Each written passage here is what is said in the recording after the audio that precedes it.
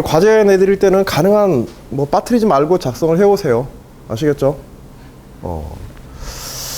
자, 그리고 잠깐 안내를 드릴 텐데, 뭐냐면, 여러분들 지금 저희 학교에서 오프라인으로 하는 수업에는 지금 과학논술이 안 들어가 있어요. 그리고 과학논술 같은 경우에, 주요 메인 대학 중에서는, 이제 성대, 뭐 서울대, 연대, 고대, 성대, 중대, 경희대, 이런 정도 학교들이, 과학논술 시험을 치르거든. 그 아래쪽으로는 이제 건대,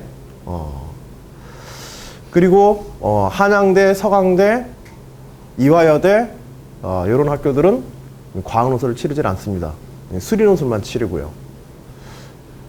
이제 논술 중심으로 선택을 하다 보면 과학논술이 거의 이제 필수적으로 껴 들어가는 경우들이 한두 학교는 꼭 끼게 되는데, 주요 대학들에서 상향해서 위쪽으로 지원한 학생들도 그러고, 그 아래쪽에 이제 인하대라든지 아주대 뭐 이런 학교들도 대부분 이런 학교들은 또 수리논술만 치르기도 하고, 대학별로 좀 많이 달라.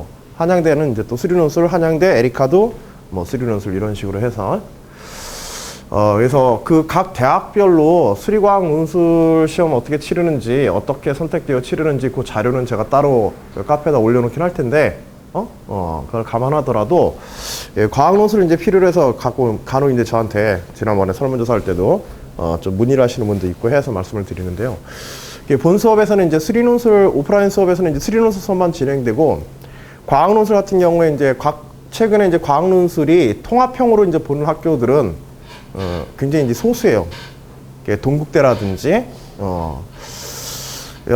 이렇게 여러분들이 이제 선택 여부와 상관없이, 과학 수능 과목의 선택 여부와 상관없이 무조건 이제 학교 쪽에서 제시하는 과학 문제를 물화생, 지 상관없이 여러분들이 풀어야 되는 경우는 사실 이제 상위권 학교에서는 많지 않고, 중상위권 이상의 학교에서는 거의 대부분 이제 과학 논술은 선택형으로 치러요. 서울대 같은 경우에는 이제 과학 논술을 뭐 한 과목 대부분 치르긴 하지만 두 과목을 선택해서 치러야 되는 경우도 있고, 지원하는 학과에 따라서. 이제 서울대, 고대, 건대 이런 학교들은 과학 논술을 치르더라도 여러분들에게 일부 과학 문제에 대한, 과학 과목에 대한 이제 선택권이 있긴 하더라도 학과별로 또 지정된 과목들이 또 있기도 해요.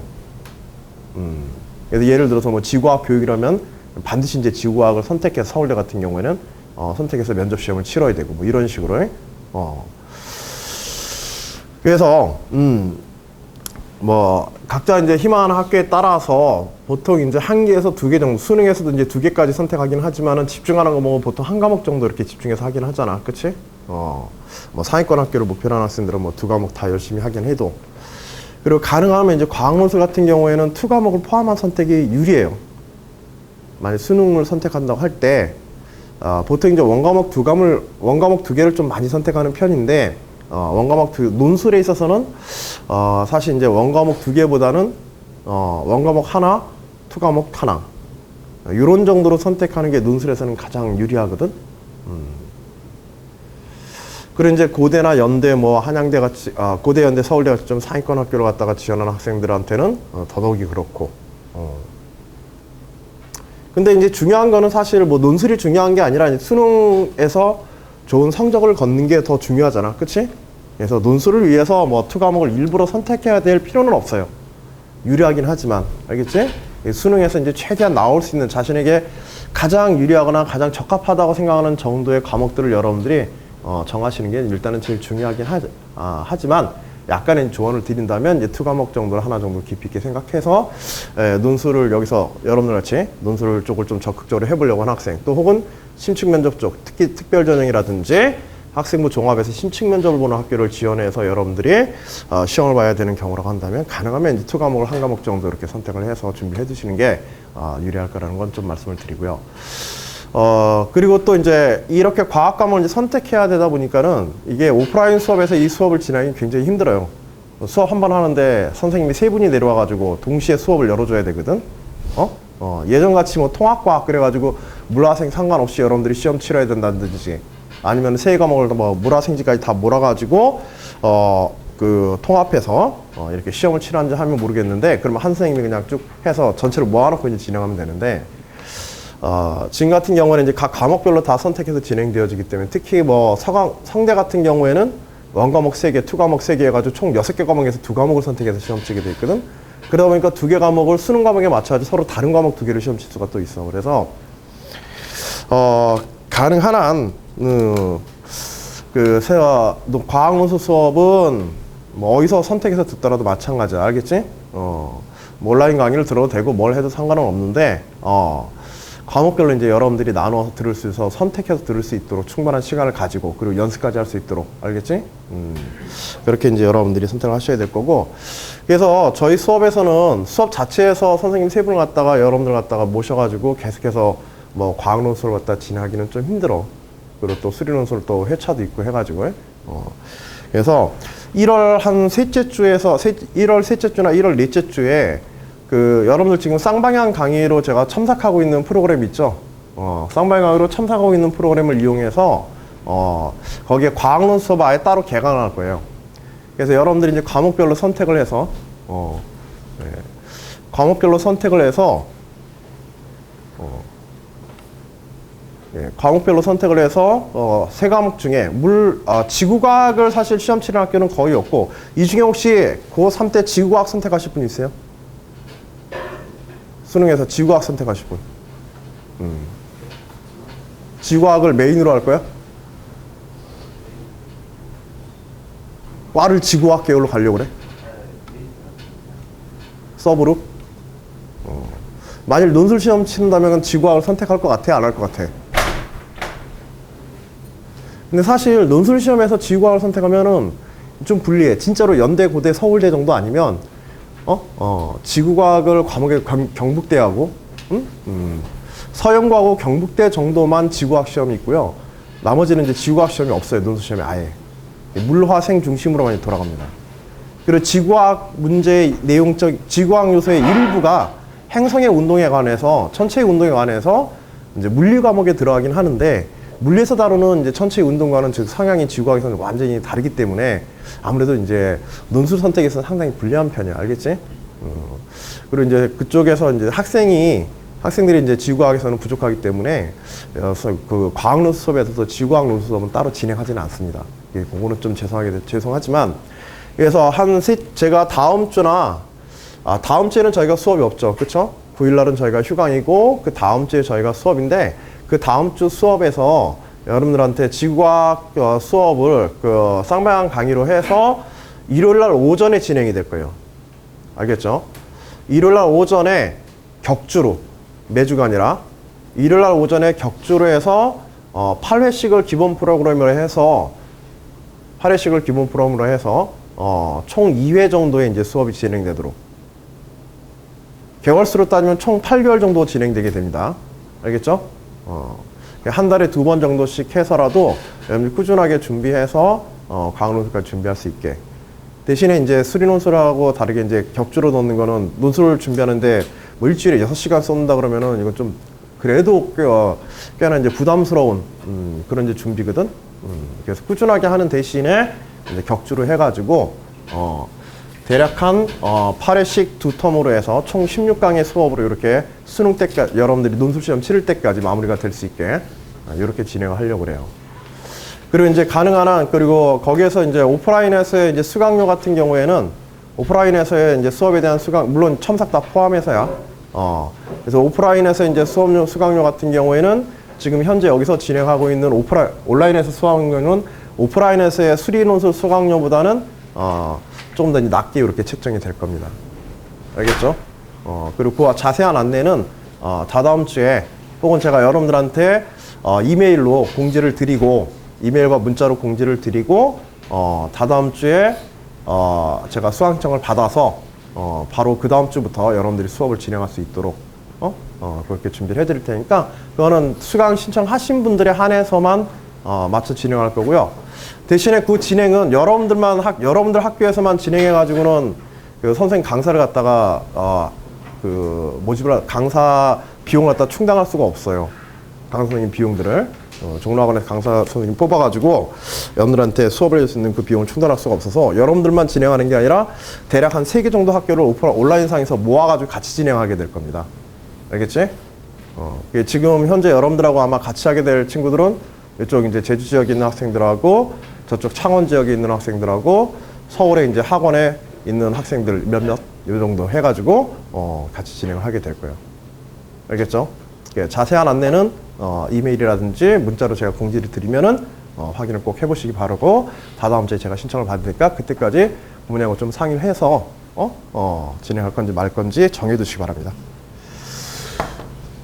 자, 나중에 오신 분 교재 못 받으셨던 분 있죠, 지금.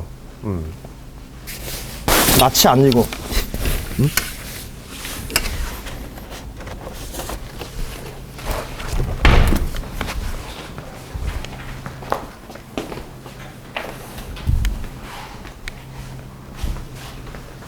그리고 이따 쉬는 시간에 늦게 오신 분들은 저기 출석부에 자기 이름에 체크를 꼭 해주시고요. 그 다음에 저 설문지하고 답안용지 2장 해서 안 가져가신 분들은 쉬는 시간에 챙겨서 가져가시기 바랍니다.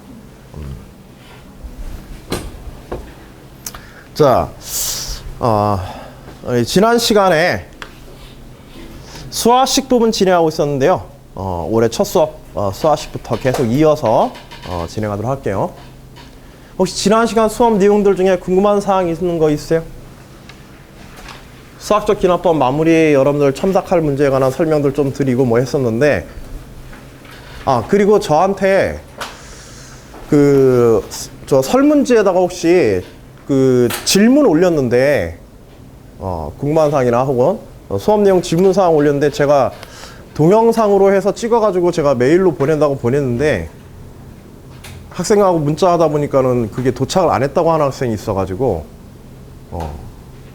혹시 설문지에다가 따로 질문 올렸는데 제가 따로 동영상 촬영해서 메일로 보낸 걸 못 받으신 분 있어요? 하나라도. 제일 처음부터 해가지고 현재까지 하나라도 있는 사람. 또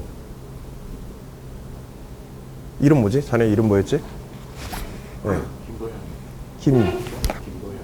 김도향? 도현이. 도현이 말고 다른 학생은? 그럼 도현이만 제대로 안 간 거야? 앞에 수시 관련 제일 1강부터 해서요. 1강부터 해서 한 번이라도 이 앞에 수시 관련 질문하고 뒤에 수업 내용에 대한 질문 적성해서 저한테 제출하셨는데, 제가 첨삭하다가 간단한 거는 첨삭하다가 중간중간 얘기한 것도 있지만, 그 내용에 대해서 제가 따로 뭐 좀 내용이 길어지거나 좀 길게 설명해 드리는 것들은 아예 동영상 촬영을 해가지고 한 번에 보냈는데, 지금 도착 안 한 학생이 있어서 혹시라도 지금 그걸 안 받은 학생이 있나 썼는데 그거 확인하려고 하니까 다시 보내주려고 그러니까, 질문 올렸는데 혹시 못 받으신 분 있어요? 도현 학생 말고? 김도현 학생만 못 받았어?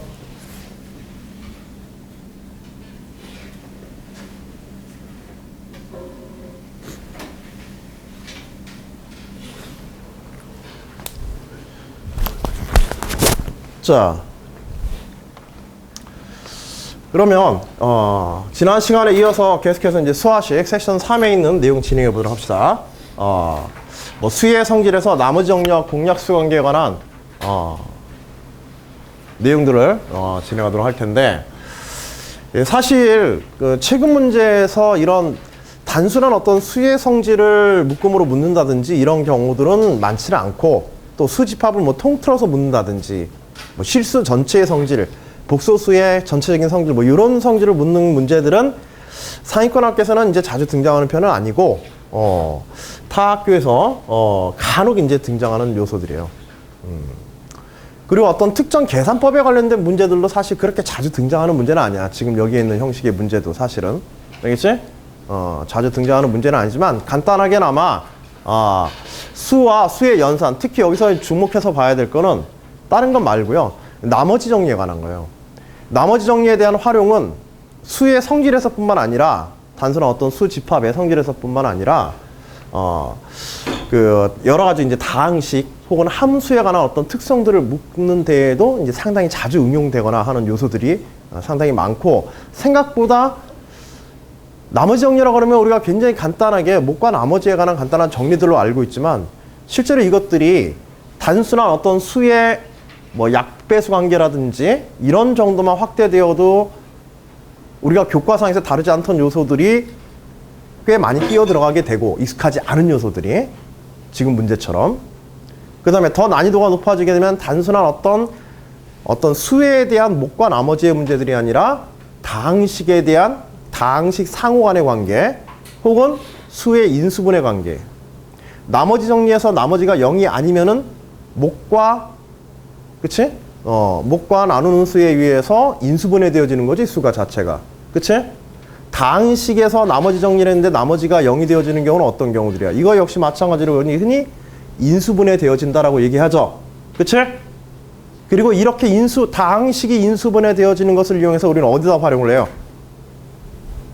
방정식의 해를 구하는 데 1차적으로 사용하고 또 함수의 그래프를 그리는 데 있어서도 상당히 중요한 역할을 하게 되죠. 이 나머지 정리라고 하는 것은 인수분해라든지 약배수 관계에 있어서 가장 기초가 되어지는 요소야. 그리고 가장 일반화된 요소. 나머지 정리를 통해서 거기에서 나머지가 뭐가 될 때? 0이 될 때 약배수 관계라든지 인수분해 관계라든지 방정식의 해에 관한 문제 다 거기에 속하게 되는 거예요. 이런 이제 일관된 어떤 여러분들이 여러 때까지 학습해왔던 그런 요소들이 어떤 일관된 흐름을 가지고 지금 진행된다는 것 좀 이해해 두시고 간단하지만 그러한 성질들을 대표하는 하나의 요소를 갖다가 간단한 이제 수의 성질에 관한 이야기를 중심으로 해서 살펴보고 진행하도록 하겠습니다. 오늘 아마 이 나머지 정리에 관한 혹은 목과 나머지에 관련된 이야기들만 대략 한 2문제 이상을 여러분들이 보게 될 겁니다. 알겠죠? 자, 먼저 제시문 가 있는 내용들을 한번 살펴보죠. 유클리드 알고리즘이라는 주제에 목과 나머지에 관한 성질을 이용해서 어떤 특정 수들의 두 수의 약배수 관계를 갖다가 확인하는 그런 이제 수학적 이론이라고 이렇게 보시면 되겠습니다. 그리고 그것에 대한 이제 활용이라고 보시면 되겠고요. 문제에서는 이론적 내용을 완전히 이해하면 실제로 그 문제의 세부적인 문제의 활용의 해결을 방안들은 굉장히 쉽게 이렇게 우리가 정리해낼 수 있어요. 자, 제시문에 나와 있는 내용들을 좀 요약해서 여기서는 보도록 하겠습니다. 자, 양의 정수 두 수 A, B가 있다고 할 때 이때 A, B의 최대 공약수를 구하는 것이 이 유클리드 알고리즘이라는 거야. 알겠지? 어떤 수학적 규칙을 이용해서. 자, 어떤 수 A가 양수 A가 B보다 더 클 때 양수 A를 B로 나눴을 때 그 몫을 P라 하고 나머지를 R이라고 이렇게 정의해 봅시다. 간단하게 나머지 정리 이용해서. 이때 당연히 R은 뭐와 뭐 사이가 되게 돼? 0과 B 사이가 되겠지? 그치? 0보다 크거나 같고 그 다음에 B보다 작은 이런 값의 결과를 가질 거예요. 자, 이때 결론은 뭐냐면 유클리드 알고리즘의 결론은 이 두 수 A, B의 최대 공약수는 R의 약수여야 됩니다. 반드시. 알겠지? 자, 지금 여기서 이 나머지 정리로 이제 정리해 놓은 것은 A는 B와 어떤 수의 곱과 그 다음에 나머지 R로 이렇게 정리되어지고 특히 R이 0이 아닐 때라 할지라도 R이 0이 아닐 때 이때 A, B의 최대 공약수는 R의 약수여야 됩니다. 그러면 이때는 R이 0일 때는 포함되는 거 안 되는 거야? 그치? R이 0일 때는 포함 안 되는 거야. 알겠지? 그래서 R이 0이 아니라고 할 때 A, B의 최대 공약수는 R의 약수이다라는 사실을 갖다 한번 일단은 이거부터 한번 이해해보자. 알겠지? 어떤 식으로 접근하는지. 여러분들이 이제 교재에서 제시문에서는 이제 그것들을 그냥 단순히 그렇다라고 하고 그냥 넘어가고 그것을 이제 활용하는 쪽으로 치우쳐 있는데 그거에 대한 이제 증명이라든지 간단한 설명을 여러분들 덧붙여서 하는 거니까 제시문에 이해해서 조금 더 기본적 이해를 어떻게 하는지 한번 생각해 보자는 거야. 수의 상호관계를. 자, 이때 처음에 이제 A 값을 인수분해했었을 때 K1M이라고 하는 이런 두 개의 수의 묶음으로 이제 나눌 수 있다고 하자. 또 B 역시 공약수 A와의 공약수 M을 가지고 최대 공약수 M을 가지고 K2M으로 표현되어진다. 그러면 이때 K1과 K2는 어떻게 되게 돼? 당연히 서로 상관계 있게 되지. M을 최대 공약수로 하게 되면. 그치? K1과 K2는 뭐다? 서로 소인 두 수이다. 자, 그것도 한번 체크를 해두시고요. 자, 그 다음에 그렇다고 한다면 주어진 식을 우리가 A equal K2MP와 같이 이렇게 쓸 수 있을 테고 플러스 R과 같이 이렇게 쓸 수 있을 테고 R이 0이 아닐 때 그 다음에 이것이 이제 그대로 A에 관한 값인 K1M으로 이렇게 표현되어질 것이다. 자, 이걸 전체를 싹 한번 정리해 보세요. 뭐에 대해서 정리하면 R에 대해서 정리해 보세요. R 남기고 나머지 다 넘겨서 정리해 보는 거야. R 남기고 나머지 다 넘겨서 정리해 보면 M 약분되어지고 그치? 빼서 M으로 묶여지죠? 그치? MP로 묶여지지? MP의 K1-K2 이렇게 정리될 거야. 그치? 그래서 M으로 M분의 R로 뭐 나눠도 상관없고 R로 나누고 나머지 이쪽으로 묶어주게 되면 K1-K2 가로 묶고 P에 그치? P에 가로 묶고 M으로 이렇게 나눠질 거란 말이야. 그쵸? 이때 K1과 K2가 서로서 관계있기 때문에 K1과 K2가 서로서 관계있기 때문에 마찬가지로 P도 마찬가지지. 그래서 이것이 하나의 값, 그 자체가 하나의 정수를 가지게 되죠. 뭐 다른 거 생각할 거 없이. 이 수들이 전체 K1, K2, KP가 다 뭐기 때문에 정수이기 때문에. 그치? 그래서 그 결과물 K3라고 한다면 이 K3 역시 정수여야 되고 K3가 정수이기 위해서는 M이 반드시 뭐여야 돼? R에 약수가 되어야만 가능하지. 그치? 그래서 A, B의 최대 공약수 M은 뭐의 약수이다? 그쵸. R의 약수가 반드시 되어야만 이러한 식의 관계가 성립할 수 있는 거야. 나머지 정리 속에는 그런 의미가 들어있는 거야. 알겠지? 어떤 수를 한 수로 나눴을 때 나머지가 있다고 한다면 이때 나누는 두 수 사이에 공약수가 존재하면 그 공약수는 반드시 어디에도 포함되어 있다? 나머지 속에도 그 공약수가 들어있어야 됩니다. 약수로서. 무슨 얘기 알겠죠? 자, 유클리드 알고리즘은 이걸 조금 더 이제 적극적으로 여기서 이제 한 단계 더 나아가서 조금 더 이제 새롭게 이제 사실을 하나 더 정리한 건데, 자, 이럴 때, 자, 앞에서 본 것처럼 우리가 이제 증명한 거는 이 수학적 증명이라는 게 얼마큼 까다로운지 논술납안에서 그거 한번 지금 여러분들 여기서 한번 보세요. 알겠죠? A와 B의 최대, 우리가 구하는 거는 R의 약수까지만을 구하는 게 아니라 R의 R까지의 최대 공약수여야 돼. 약수로서 끝나는 게 아니라. 알겠지? 단순히. 자, A, B의 최대 공약수가 최대 공약수 M이 R의 약수이라고 할 때, 약수면은 또 하나 성립해야 되는 게 뭐냐면, 이때 최대 공약수 M은 정수 BR의 최대 공약수가 돼야 된다. 결국 A, B의 최대 공약수는 뭐의 최대 공약수? 뭐와도 최대 공약수다? 그쵸. 나머지 R과도 최대 공약수다. A, B, R이 항상 뭘 가지게 된다? 나누는 수와 목과 나머지는 그쵸. 공통된 최대 공약수 하나를 가지고 있다. 항상. 예외는 없다. 알겠지? 심지어 R이 0인 경우에도 어차피 나누는 수가 최대 공약수가 돼야지. 나눠진, 그치? B 자체가 최대 공약수가 되어지니까. R은 제외하더라도. 그 단순히 R과의 공약수를 가지고 있다는 것뿐만 아니라 그 값 자체가 최대 공약수가 되어진다. 자, 이거는 이제 귀류법으로 간단하게 우리가 설명해 볼 수 있는데요. 우리가 앞에 다뤘던 증명법으로 귀류법에서 간단히 설명할 수 있는데, 자, 실제로 이것이 최대 공약수라고 하자. 최대 공약수가 아니라고 하자. 알겠지? A, B의 최대 공약수가 R과는 약수 관계는 있지만은 최대 공약수는 아니다. 라고 이렇게 가정하자는 거야. 자, 그럼 어떤 문제가 생기는지. A equal K1M 앞에서와 같이 B equal K2NM이라고 이렇게 쓰자. 자, 그 다음에 R equal K3NM. 그래서 요 두 B, R 사이에 최대 공약수가 이렇게 존재하는데 최대 공약수는 NM이지 지금. 그치? 근데 A와의 최대 공약수는 돼? 안 돼? 안 돼. 즉 A, B의 공약수는 반드시 있어야 되는 거고. 그치? A, B의 공약수는 존재하지만은 B, R의 공약수와 최대 공약수와 일치하지는 않는다. 만일 이런 상황이라고 한다면. 자, 정리해서 보게 되면 다시 우리 최초의 식에다가 나머지 정리의 식에 그대로. 사실은 이 나머지 정리의 계속 반복이야. 반복 확인이야. 알겠지? 수의 성질에 위배되는지 안 되는지 그거 확인해 주는 거야. 약배수 관계 그런 것들 확인해서. A equal K2 NMP 플러스 K3 NM 이렇게 되어지죠. 그래서 묶어봤더니 뭐 됐어? 마지막에 그냥 NM으로 묶여버리지. 이거면 다른 거 볼 것도 없어. 그냥 썰놓는 순간에 끝나는 거야. 그냥 수식으로 어떻게 표현하는가, 그리고 그것을 정리해내는 능력만 필요한 거야. NM 튀어나오죠.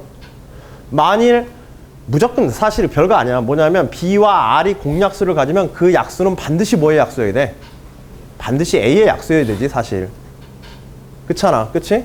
두 더하는 수의 공약수는 당연히 묶여서 밖으로 빠져나오니까. 그래서 최초의 A 값의 약수가 돼야 되고, NM의 BR의 최대 공약수가 M이라고 한다. 어떤 수가 있다고 한다면, BR의 어떤 최대 공약수가 있다면 그 최대 공약수 역시 반드시 뭐의 약수여야 돼? A의 약수여야 되니까. 그치? 자, 그리고 AB의 최대 공약수는 또 뭐의 약수였어? AB의 최대 공약수는 R의 약수였고, 그치? BR의 공약수는 무조건 뭐의 약수여야 돼? A의 또 약수여야 된단 말이야, 지금처럼. 따라서 ABR이 다 뭘 가지고 있는 거야? 그쵸? 공통의 최대 공약수를 가진다. 알겠지? 자, 단계적으로 이제 수학적으로 어떻게 이제 서술하고 설명해 내는가, 단순히 말로 주절주절 하는 것들이 아니라 그것들을 이제 어떻게 식으로 요약해 설명하는, 이것도 상당한 요령이 필요한 거야. 알겠지? 우리가 익숙하지 않은 방법으로서. 자, 여기까지 이해되시죠? 자, 식이나 내용상에서 어떤 따로 특정한 궁금한 사항이 있으신 분 있어요? 저기서 A가 B보다 크다는 가정이 있는 거예요? 네. 최초에.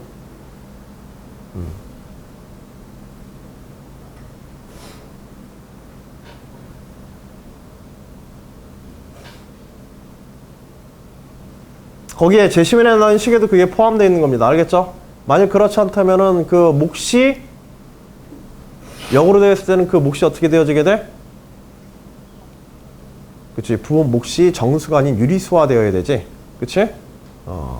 그래서 뭐 거기에 쓰여 있는, 그 식에 쓰여 있는, 나머지 정리 식에 쓰여 있는 모든 값들이 정수라는 전제의 조건에 입에되어지게 됩니다. 알겠죠?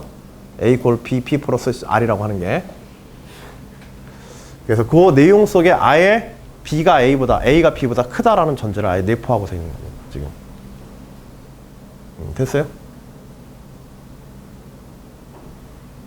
아니면 그걸 전제로 해도 돼. 아예. 또. 자, 이제 이걸 이용해서 실제로 최대 공약수 값을 어떻게 유클리드 알고리즘 나머지 정리를 이용해서 계속해서 구해가는지 그 과정들을 이제 살펴보도록 할게요.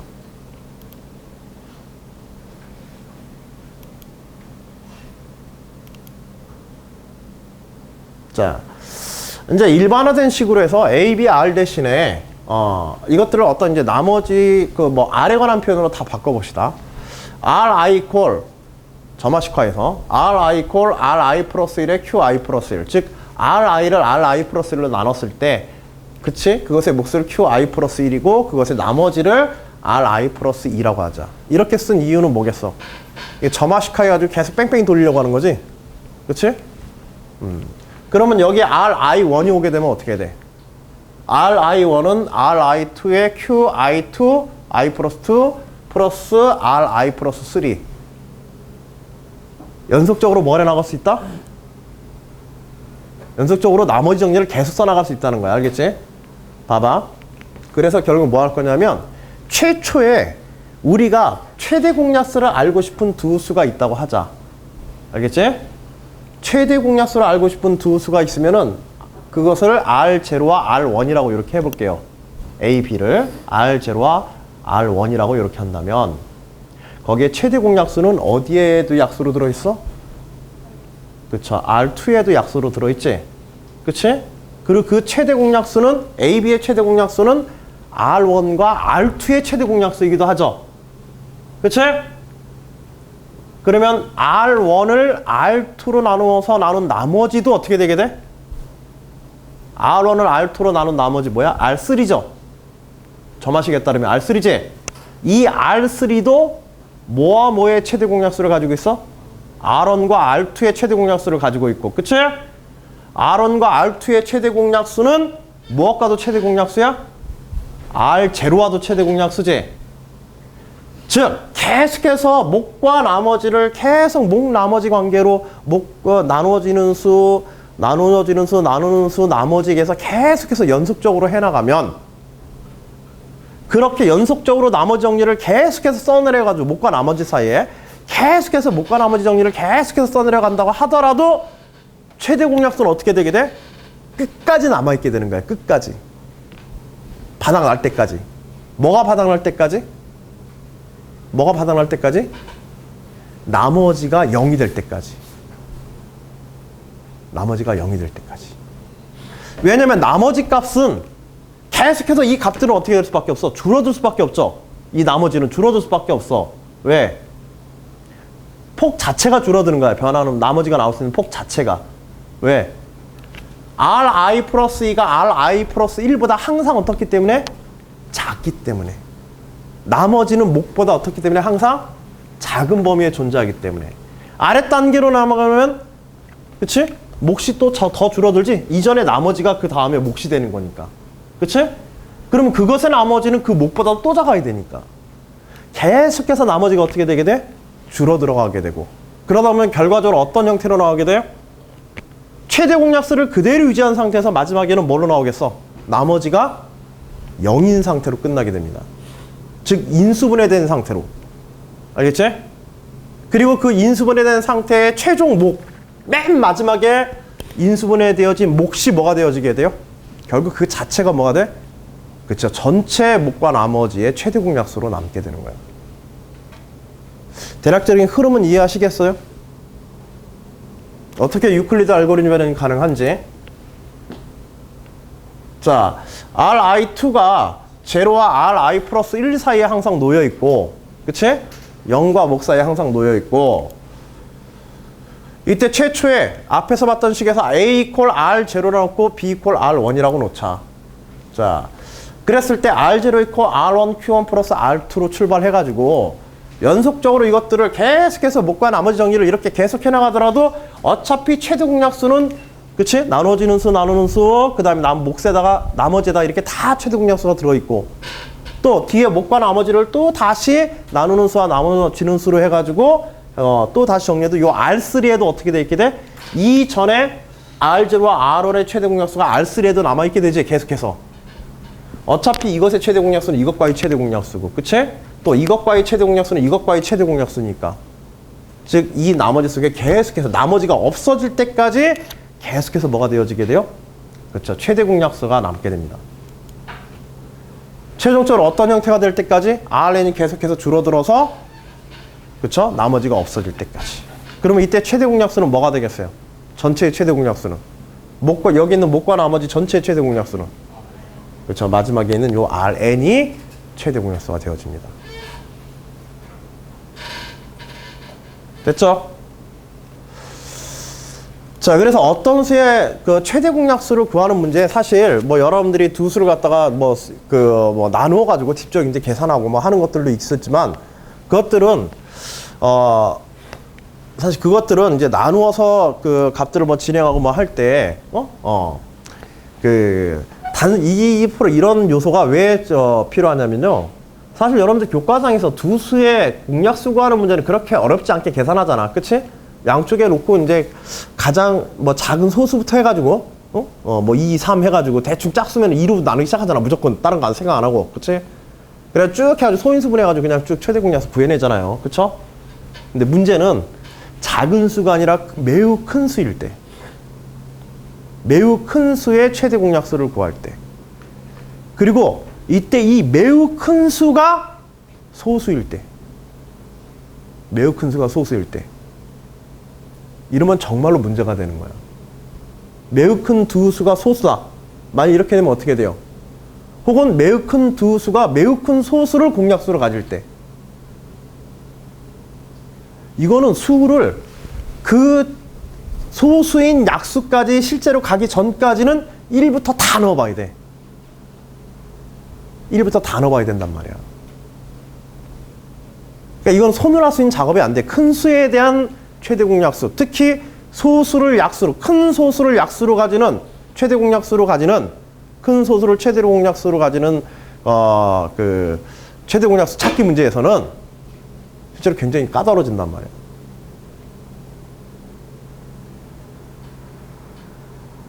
여러분들이 기억하는 소수 중에서 가장 큰 수가 뭐예요?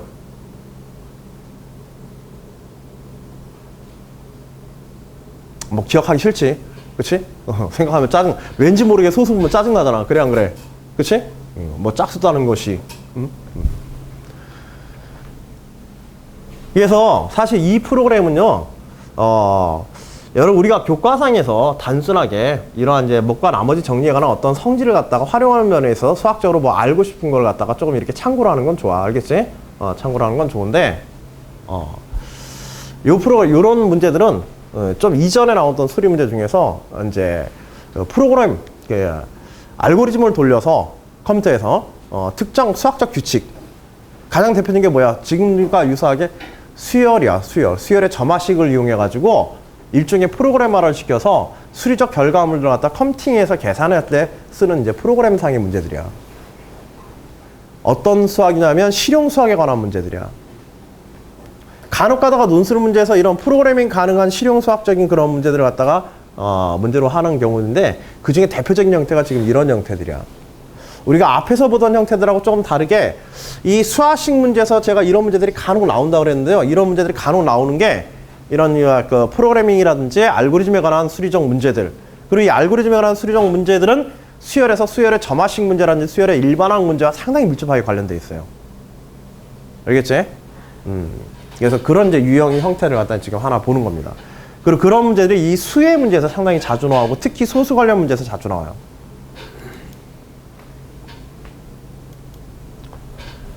자, 실제로 이제 제시문에서는 252와 198의 최대 공약수를 구하는 문제를 갖다가 문제로 내고서 있어요.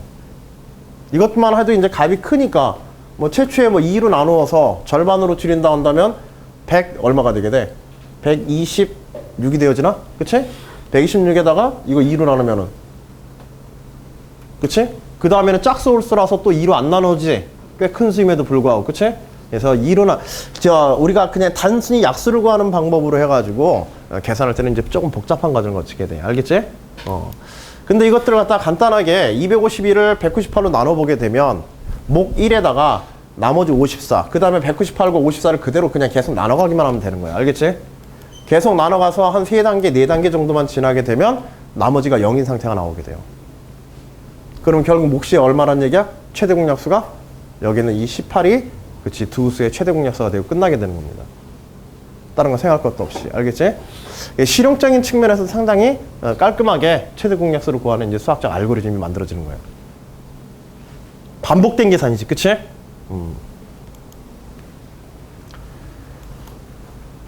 자, 제시문 나에서는 이제 공약수의 성질에 관해서 아주 간단하게 뭐 논하고서 있는데, 요 내용들은 이제 거기에 수리적인 어떤 요소만 간단하게 살펴보고 이건 넘어가도록 하겠습니다. D equal 어떤 양의 정수 A, B와 최대 공약수 D가 있다고 하자. A, B의 최대 공약수 D가 있다고 하자. 자, 어떤 두 수 A, B 사이에 A, B에 대해서 최대 공약수 D가 존재할 때 이때 이 최대 공약수는 반드시 뭐와 뭐의 조합으로 표현할 수 있어야 된다? 최대 공약수 D는? 그쵸. A와 B의 목과 나머지 관계로 표현할 수 있어야 된다는 거예요. 사실 이거 이렇게 써놓으니까 여러분 교재에서 지금 이렇게 써있어. 알겠지?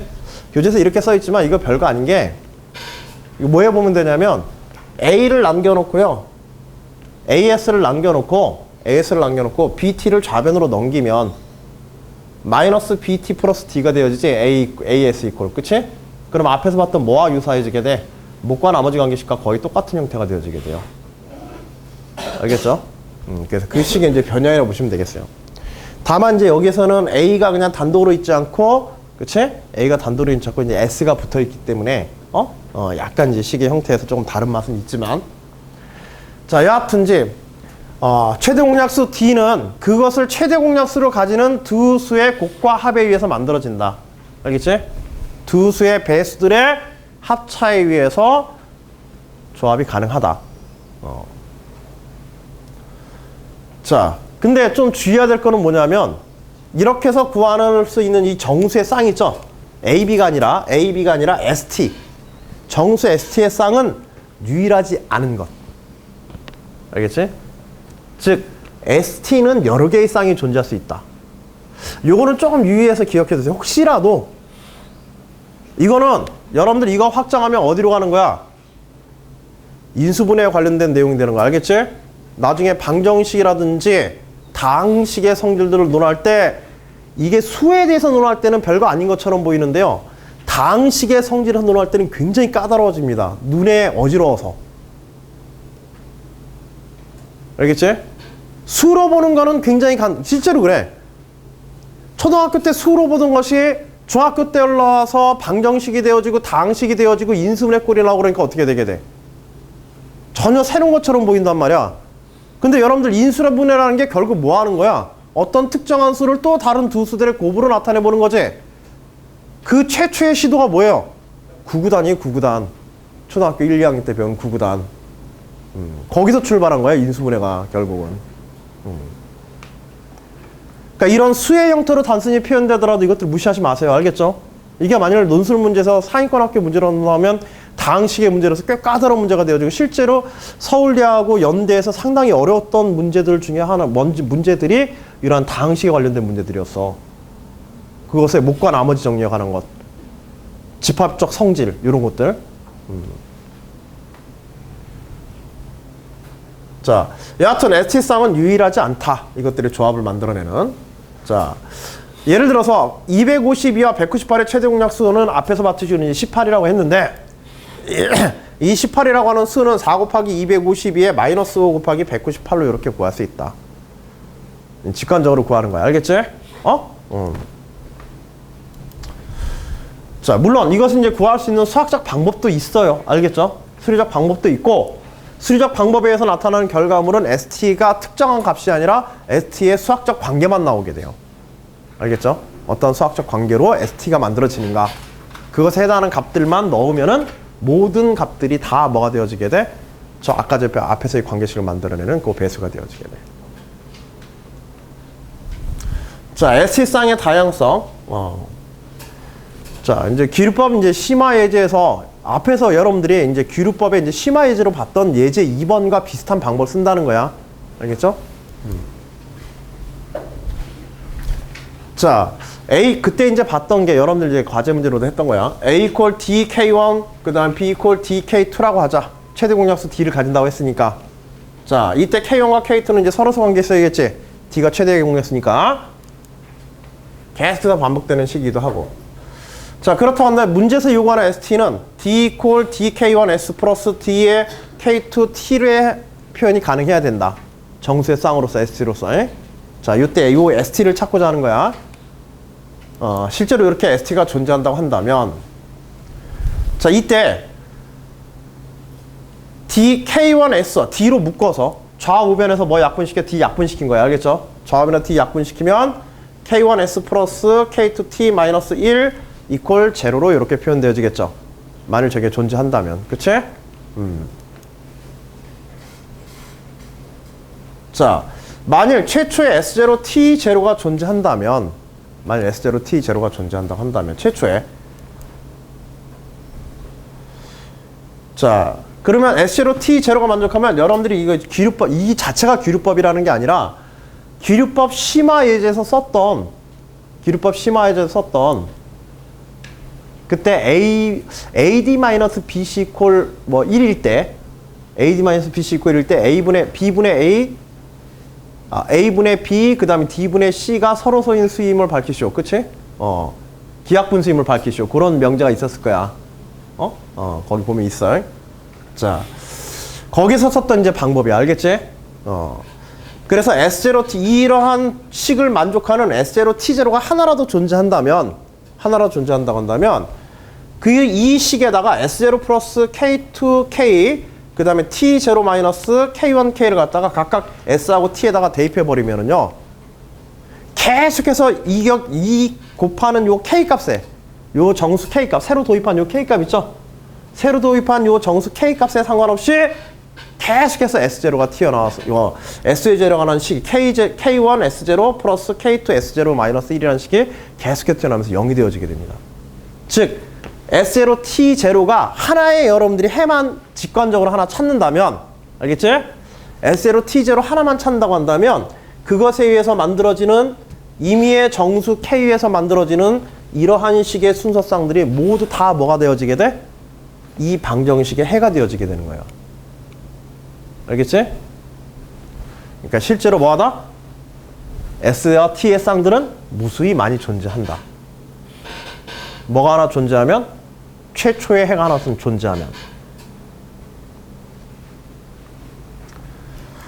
그러니까 여러분들이 이게 왜 필요하냐면요. 여러분들이 문제 1번 있잖아요. 문제 1번에 대해서 문제 1번의 답이 하나가 아니란 뜻이야. 알겠지? 나중에 결과를 보게 되면. 자, 예를 들어서 이제 실제로 한번 확인해 볼게요. 252 같은 경우에는 아까 전에 최대 공약수가 18이었기 때문에, 그치? 최대 공약수를 제외한 나머지 값이 이제 14지. 그 다음에 198에서 K2에 해당하는 값 18을 제외한 나머지 고백값이 11이란 말이야. K1과 K2가 14와 11일 때 최대 공약수 D는 그치? 250와 198에서 18이 되어지고, 이때 S0가 4일 때 T0가 마이너스 5이면 정수로서 실제로 이 식이 성립하게 됩니다. 알겠지? 자, 그런데 여기에다가 그래서 이와 같이 이제 식이 만족하게 되는데, 이때 4 플러스 11K 마찬가지로 아까 전에 썼던 그 마지막의 식을 갖다 이용하게 되면 4 플러스 11K에 마이너스 14K도 이 식을 다 만족하게 됩니다. 여기 있는 이 식을, 이 관계식을 뭐 대신에 집어넣어도 4와 마이너스 5 대신에 4와 마이너스 5 대신에 이 값이나 이 값을 대입해 보면 그대로 이 식이 그대로 성립하는 걸 알 수가 있어요. K 값에 상관없이. 알겠지? 그래서 무수히 많은 해가, 예를 들어서 K가 1일 때는 뭐 15-19로서 성립하게 만들고, K가 2일 때는 26-33으로 해서 성립하게 만들고, 무수히 많은 쌍들이 존재할 수 있다.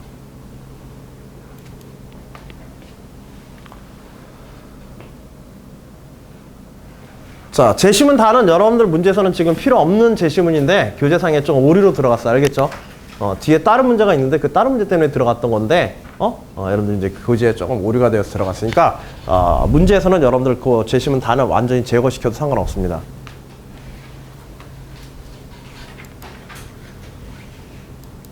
자, 논제는 좀 간단하게 봅시다.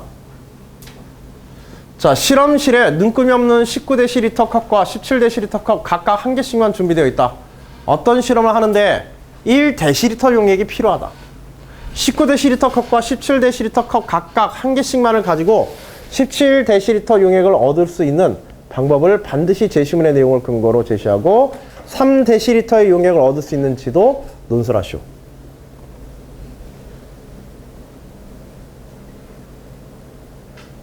이 결국 뭐냐면 이거 최대 공약수 문제야. 19데시리터와 17데시리터라는 요 수를 보는 순간에 여러분들 어떤가 뭐부터 생각나야 돼? 두 수가 소수다라는 생각부터 떠올라야 돼. 알겠지? 소수고 최대 공약수가 얼마다? 저기 나오고 있는 만들고자 하는 1데시리터라는 것이 19와 17의 그치 최소 공배수인 거야. 그치? 제시문에 따르면 최소 공배수부터 떠올라야 돼. 그러면 1데시리터를 19데시리터와 17데시리터로부터 조합을 통해서 만들어낼 수 있냐는 문제지. 결국 뭐 하는 거야? 마지막에 D equal AS 플러스 BT식을 이용해서 뭘 찾아내라? S와 T의 쌍을 찾아내라. 그러면 19데시리터를 몇 번 하고 그리고 17데시리터를 몇 번 마이너스 하면 될 것이다 라는 결과가 나온다고 제시문에서 보여주고 있었던 거야. 문제는 제시문의 활용만 연결시켜도 돼. 알겠지? 시간을 좀 많이 끈 거는 그 활용적인 측면뿐 아니라 제시문에 나와 있는 그 내용들이 어떻게 수학적으로 구성된 건지 여러분들 같이 좀 이해하자 그래서 이야기가 좀 길어진 거예요. 아시겠죠?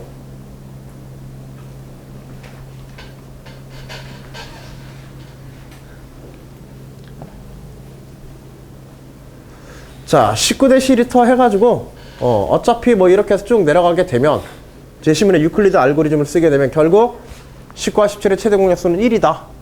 뭐 굳이 유클리드 알고리즘을 꼭 써야 되는 건 아니지만 이 정도로 알기 위해서 그러나 제시문에 유클리드 알고리즘이 소개되어 있으니까 일부러 쓴 겁니다. 이거는. 여러분들 능력을 무시해서가 아니라. 알겠지? 19, 17이 서로 소관계에 있다는 걸 갖다가 모르는 사람 모르는 사람 없을 테니까. 다만 이제 제시문을 활용하자는 의미에서. 자, 그리고 제시문 나에서 나와 있듯이 1 이퀄 17S 플러스 19T와 같이 이렇게 변해서 ST의 쌍을 찾자는 겁니다.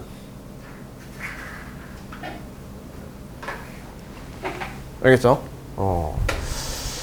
자, 이때 요거 찾는 요령도 한번 보세요. 1이라고 하는 것을 1 이퀄 17 마이너스 2 곱하기 18로 이렇게 본 거야. 알겠지? 일단은 하나의 수, 두 수 중에서 하나의 수의 값을 일단 어쨌든지 뭘 포함해야 돼? 뭘 포함해야 돼? S나 T를, A나 B를 여기 포함해야 되지? 그치?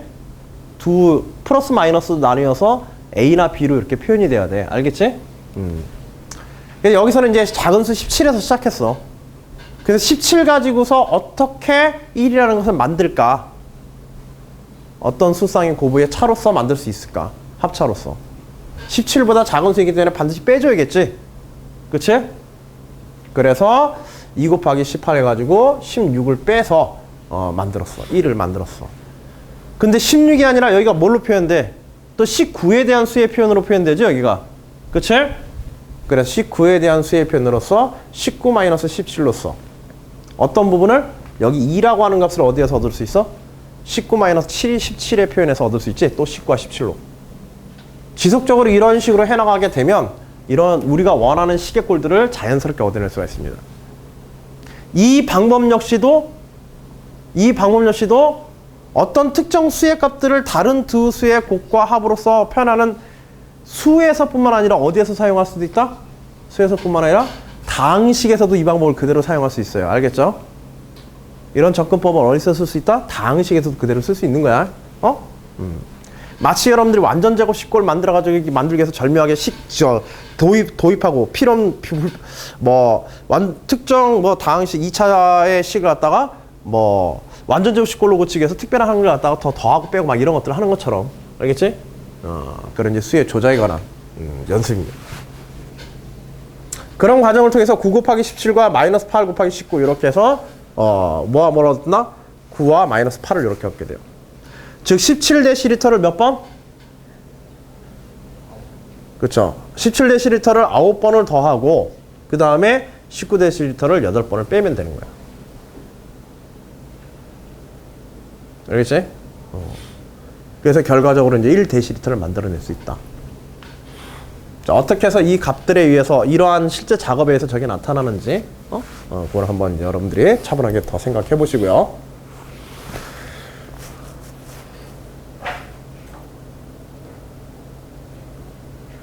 자, 실제로 이제 3데시리터까지 가능한지는 여러분들 한번 생각해 보시고 그 해설지를 보고서 참고로 결과 한번 확인해 보시기 바랍니다. 아시겠죠? 체크해 두고 여러분들이 나중에 따라 한번 확인해 보세요. 자, 논제 2번을 볼게요. 자, 논제 2번은 주어진 문제가 이제 수열에 관한 문제다 보니까 수열과 수열의 점화식, 그 다음에 또 수들의 어떤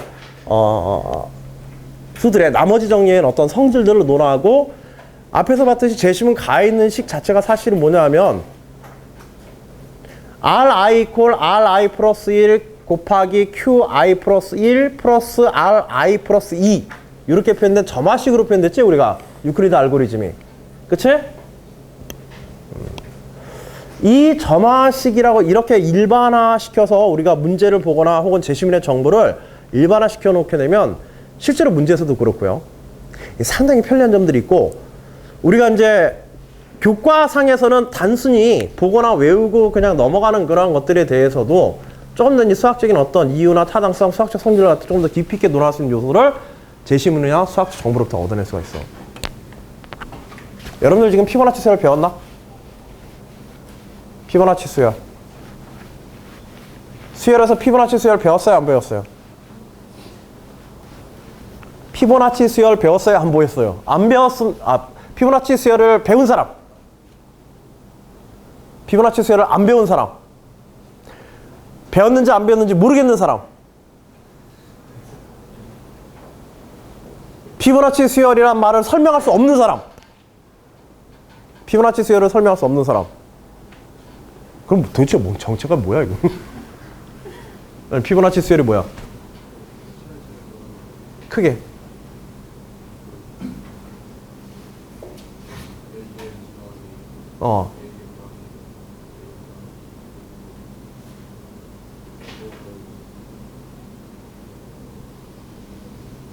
크게 안 들려.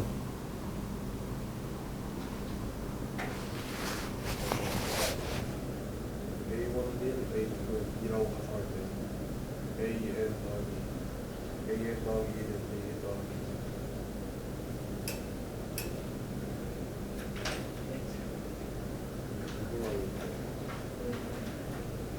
이 줄 맨 뒤에 여학생.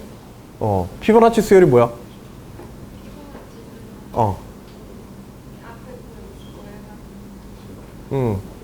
앞에 두 항을 더해서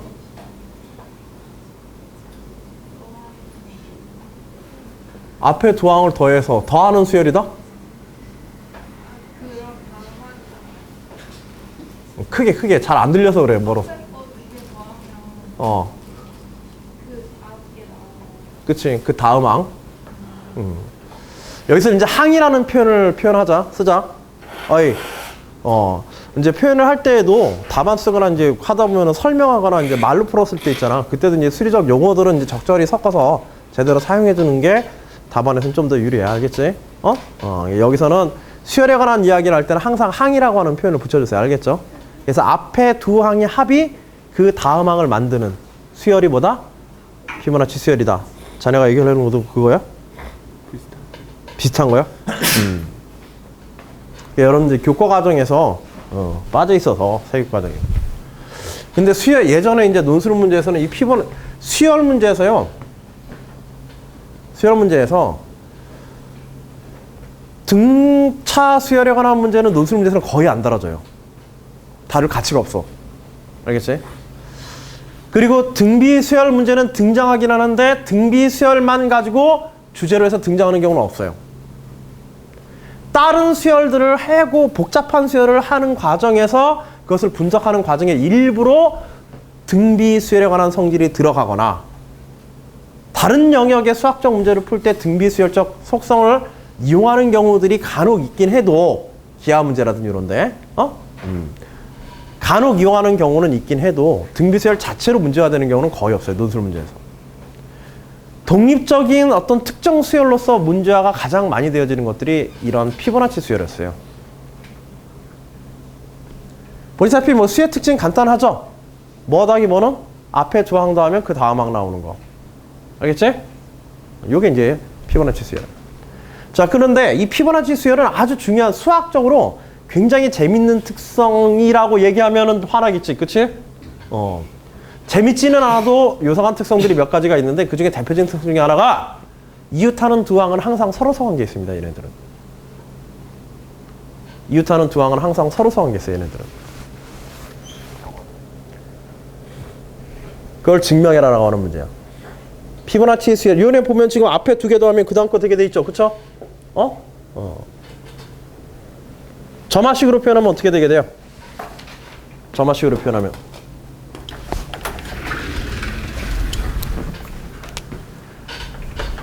AN equal AN 플러스 2 equal AN 플러스 1 플러스 AN 이렇게 되겠지?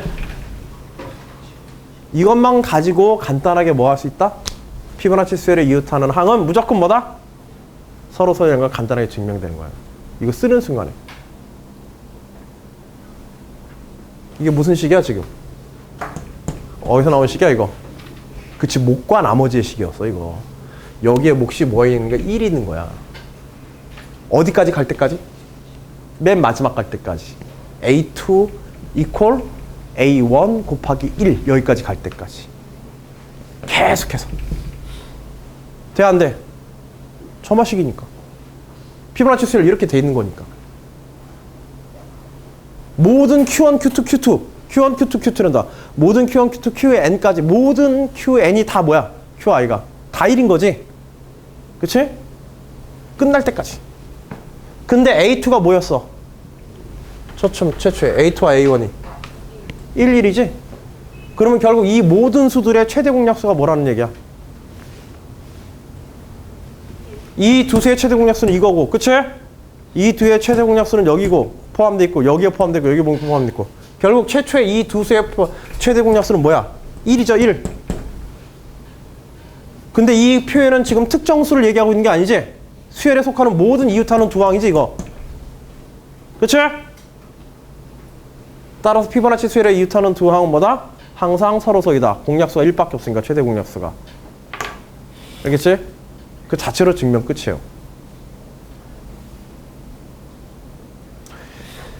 수열의 성질을 논하거나 앞에서 이 나머지 정리에서 지금 최대 공약수를 구하는 식에 대한 일반화된 표현이 수열에서는 뭐가 됐어? 하나의 점화식인 거야. 알겠지? 그리고 보통 점화식이 아니에요. 그 점화식이 피보나치 수열을 포함하여서 개차 수열에 대한 일종의 점화식입니다. 일종의 개차 수열의 점화식이야. 알겠지? 그리고 수열 문제에서는 꽤 까다롭고 굉장히 자주 다루게 되는 점화식이기도 해요. 그게 나머지 정리에서 나오는 점화식이야. 알겠지? 자, 여기까지 해서 간단하게나마 수와 식에서 다루어지는 어떤 수의 최대 공약수의 특성을 갖다 조사하는 과정과 나머지 정리에 관해서 우리가 어떻게 접근하고 확장해 가는지 짧은 단계로 우리가 한번 살펴봤습니다. 아시겠죠? 자, 질문 있으신 분들은 간단하게 질문해 주시고 잠시 쉬었다가 10시 20분에 계속해서 진행하도록 하겠습니다.